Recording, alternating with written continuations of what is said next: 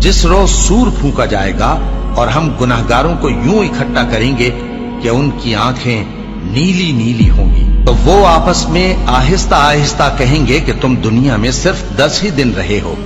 जो बातें ये करेंगे हम खूब जानते हैं। उस वक्त उनमें सबसे अच्छी राह वाला यानी आकिल और होशमंद कहेगा कि नहीं, बल्कि सिर्फ एक ही रोज ठहरे हो।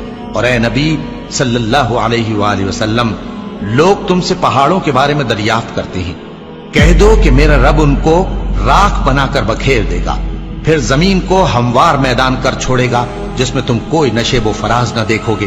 उस रोज लोग पुकारने वाले के पीछे चलेंगे और उसकी पैरवी से इनहिराफ न कर सकेंगे और रहमान के सामने आवाजें पस्त हो जाएंगी, तो तुम एक हल्की आवाज के सिवा कोई आवाज न सुनोगे।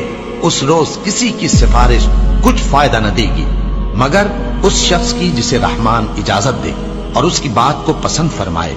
जो कुछ उनके आगे है और जो कुछ उनके पीछे है वो उसको जानता है और वो अपने इल्म से अल्लाह के इल्म का इहाता नहीं कर सकती। और उस जिंदा व कायम के रूबरू मुंह लटक जाएंगे और जिसने जुल्म का बोझ उठाया वो नामुराद रहा।